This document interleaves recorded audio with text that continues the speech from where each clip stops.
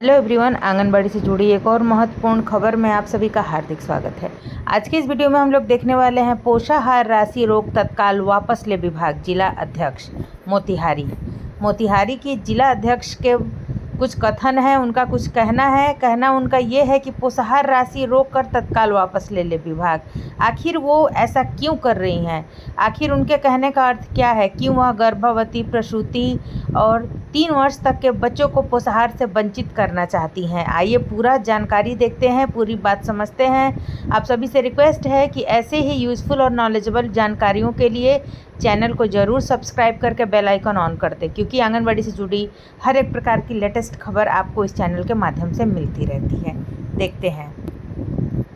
मोतिहारी जिले के 28 बाल विकास परियोजनाओं में कार्यरत आंगनबाड़ी सेविकाओं को विभाग के निर्देशानुसार FRS सिस्टम से टेक होम राशन वितरण करना है, लेकिन लगभग सभी सेविकाओं का विभागीय मोबाइल खराब हो गया है, जिसके कारण कार्य नहीं हो पा रहा है। उक्त बातें बिहार राज्य आंगनबाड़ी कर्मचारी यूनियन के जिलाध्यक्ष ममता कुमारी सिंह ने प्रेस रिलीज जारी कर बुधवार को बताया।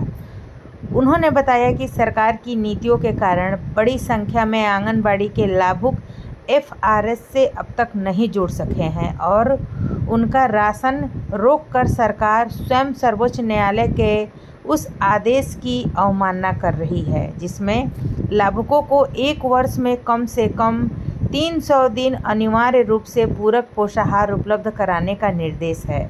जिलाध्यक्ष ने कहा है कि आंगनबाड़ी केंद्रों पर पंजीकृत लाभुकों के पूरक पोषाहार की राशि रोकने आदेश को तत्काल वापस लिया जाए, लाभुकों को 300 दिन पूरक पोषाहार दिया जा सके सहित अन्य बातें कहीं। इस मामले में ICDS के जिला से लेकर पटना तक के अधिकारियों को अवगत कराया गया।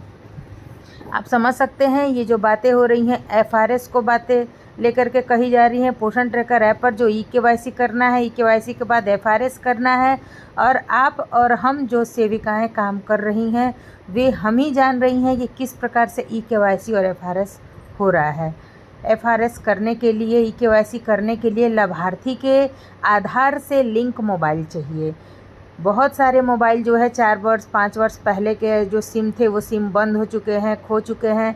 यदि नया सिम है उसे जोड़ने की बात कही जा रही है, उसमें भी जो है कि कहीं कहीं आधार सेंटर पे 400 रुपये की मांग कही जा रही है, कहीं 300 रुपये की मांग कही जा रही है।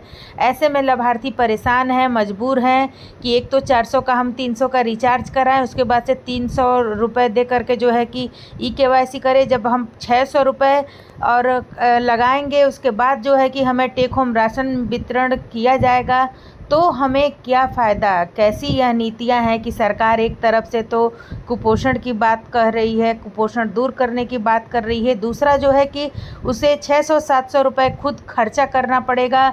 और जब हम पोषक क्षेत्र में घूम रहे हैं तो हमें पता चल रहा है कि वो 600 रुपये 300 रुपये वे कहाँ से ला रहे हैं और किस प्रकार से कितनी मजबूरी में काम कर रहे हैं। यही एक रीज़न है कि अभी तक 100%, 50%, 70% FRS EKYC नहीं हो पा रहा है। लेकिन सरकार इस बात को समझ नहीं रहा है कि सेविकाओं के पास एक तो मोबाइल नहीं है, बहुत सारी बहनें ऐसी हैं जो कि अपने घर के किसी मेंबर से कैसे जैसे तैसे करके कुछ काम कर भी रही हैं पदाधिकारियों के डर से, लेकिन बहुत सारी बहनें ऐसी हैं जिनके घर में किसी भी मेंबर के पास मोबाइल नहीं है। हमारी कुछ बहनें तो ऐसी हैं जिन्होंने हमें बताया है कि वे अपने सहायिका के बच्चों के मोबाइल से काम कर रही हैं, क्योंकि आप लोगों को पता है कि कुछ बहनों के बच्चों को पढ़ाई के लिए कैसे जैसे तैसे करके मोबाइल दिलवाना पड़ रहा है, या सेविकाएं अपने बच्चों के मोबाइल से काम कर रही हैं, लेकिन इस बात को सरकार नहीं समझ रहा है। हम सभी की यही मांग है कि हमें अच्छे क्वालिटी की 5G मोबाइल दी जाए, साथ ही साथ मोबाइल रिचार्ज का पैसा बढ़ाया जाए, और हम काम करने के लिए तैयार हैं। ऐसा नहीं है कि हम काम नहीं करेंगे। और साथ ही साथ लाभुकों का जो आधार से मोबाइल नंबर है, हर एक सेंटर पे जो है कि एक आधार वाले को बुलाया जाए और सभी लाभार्थियों का, सभी लाभुकों के आधार से उनका मोबाइल नंबर जुड़वाया जाए, ताकि EKYC और FRS आसानी से हो सके। यदि आप भी मेरी बातों से सहमत हैं, कमेंट बॉक्स में ज़रूर लिखें। बहुत जल्द हाजिर होती हूँ कुछ और खबरों के साथ। तब तक के लिए सभी दोस्तों को नमस्ते।